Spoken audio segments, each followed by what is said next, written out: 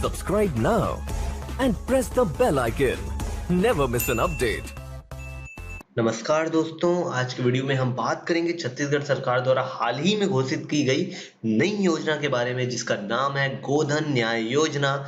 इसमें हम बात करेंगे कि यह योजना क्या है, इसका प्रोसेस कैसा होगा, इसका क्रियान्वयन क्या होगा और इससे क्या लाभ होगा।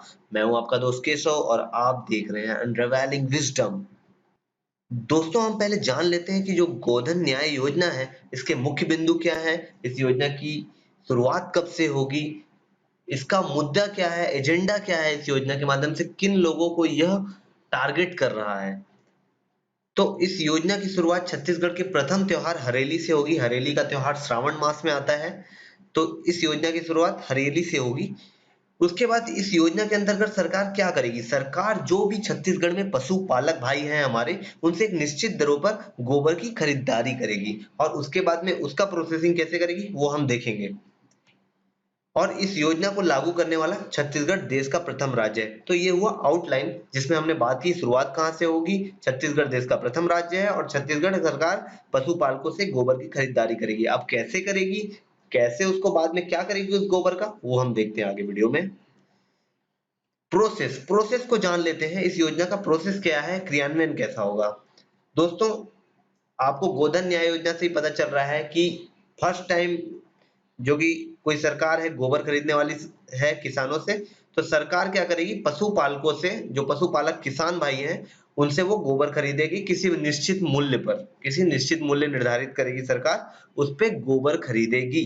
गोबर खरीदने के बाद क्या करेगी उस गोबर का?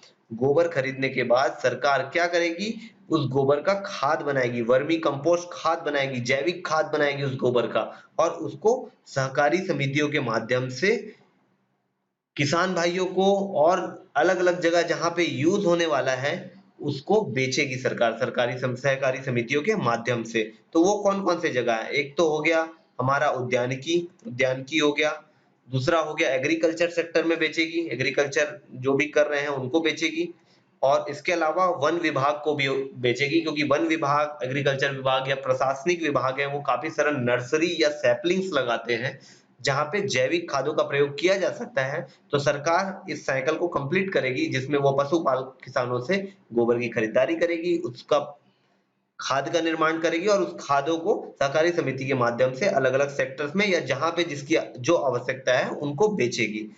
अब आपके दिमाग में ये क्वेश्चन आ रहा होगा कि सरकार गोबर तो खरीदेगी, लेकिन कितने रुपए में खरीदेगी? ये बहुत जानना जरूरी है आपको।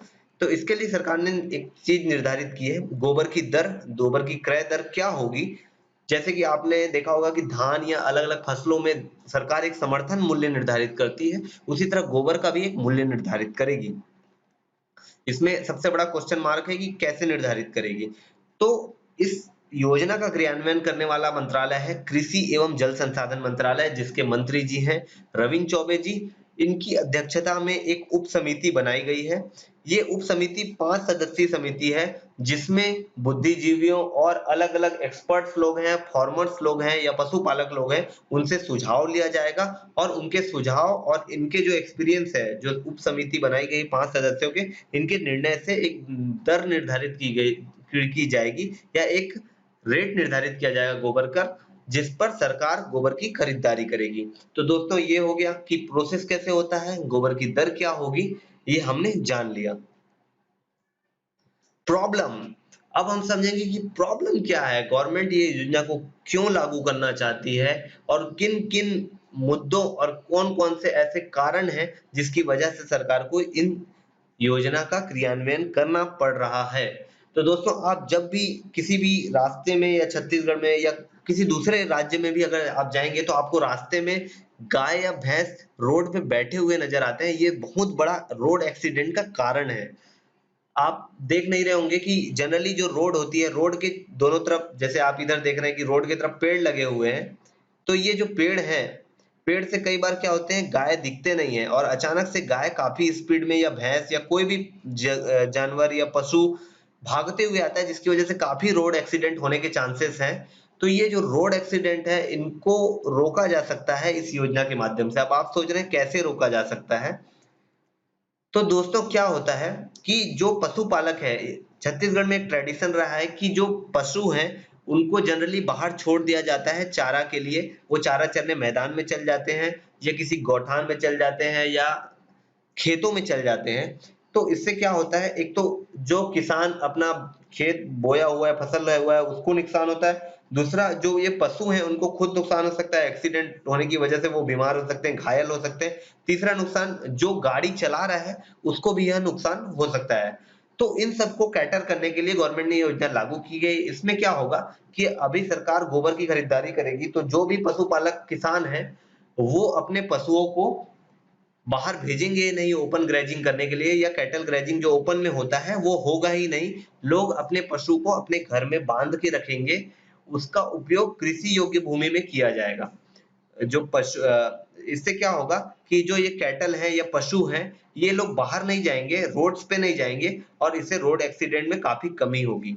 तो ये एक तरीके का योजना है, ये इसका स्कीम है जिससे एक्सीडेंट और या दुर्घटनाओं को रोका जा सकता है। साथ ही जो कैटल का या पशुओं का ज़्यादा से ज़्यादा उपयोग कृषि के कार्यों के लिए किया जा सकता है। तो ये इससे हमारे योजना इस योजना के माध्यम से पशुपालकों को काफ़ी लाभ होगा। अब क्या लाभ होगा, ये हम थोड़ा आगे विस्तार से देखते हैं। योजना से लाभ, योजना से क्या-क्या लाभ होने वाला है? तो सबसे बड़ा फायदा पशुपालकों को ही होने वाला है। दूसरा क्या है, जो एक्सीडेंट्स होते हैं वो काफ़ी कम हो जाएँगे। सड़कों पर जो आवारा पशुओं की आवाजाही है उस पे रोक लगेगी। लोग अपने-अपने पशुओं को अपने घर पे ही बाँध के रखेंगे क्योंकि उनको गोबर की आवश्यकता होगी, क्योंकि गोबर से उनको मुनाफ़ा हो रहा है।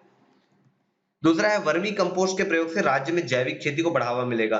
सरकार इन गोबर को खरीद के इससे कंपोस्ट खाद बनाने वाली है, वर्मी कंपोस्ट खाद बनाने वाली है और इन खादों को वो सस्ते दामों में या किसी उचित मूल्य पर सहकारी समितियों के माध्यम से बेचेगी। बिल्कुल ये पीडीएस की तरह हो रहा है, बट इसमें खरीदारी गोबर की हो रही है, ना कि एसेंशियल कमोडिटीज की। तो इसमें जो खाद बनेगा वो विभिन्न सरकारी विभागों को भी जाएगा, जहाँ पे सैपलिंग्स लगाए जाते हैं, नर्सिंग होती है और साथ ही साथ जो छोटी-छोटी उद्यानिकी हैं, जो छोटे-छोटे एग्रीकल्चर सेक्टर्स हैं और जो जैसे जो सब्जी भाजी का बिज़नेस करते हैं, उनको ये जैविक खेती करते हैं, उनको ये कंपोस्ट खाद प्रदान किया जाएगा सो दैट उनको भी यह लाभ हो। तीसरा है ग्रामीण क्षेत्रों में रोजगार के अवसर बढ़ेंगे। अब ये जो क्रियान्वयन होगा इसके लिए रोजगार बढ़ेंगे। ग्रामीण अर्थव्यवस्था या रूरल इकोनॉमी को बढ़ावा मिलेगी। सरकार की एक और योजना है नरवा घुरवा बाड़ी योजना, आपको पता ही है। उसमें भी गौठान बनाए गए हैं, 2200 गौठान या गौशाला जैसा बनाया गया है। वहाँ पे भी गोबर का उत्पादन होगा क्योंकि बहुत सारी गाय वहीं पे ही आती है। तो वहाँ से भी उसको मैनेजमेंट करने के लिए आदमियों की आवश्यकता होगी, तो उसको रोजगार सुनिश्चित किया जाएगा वहाँ पे।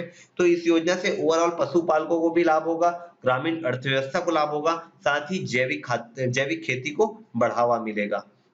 दोस्तों इस योजना की शुरुआत हमारे छत्तीसगढ़ के प्रथम त्योहार जिसको हरेली या हरियाली का पर्व कहते हैं उससे हुई थी। इसके बारे में भी थोड़ा देख लेते हैं। इससे भी क्वेश्चन आ सकता है कि छत्तीसगढ़ का पहला त्योहार हरेली त्योहार है, जो कि सावन मास की अमावस्या अमावस्या जो होती है उसको मनाया जाता है और ये पूरा हरियाली का पर्व है।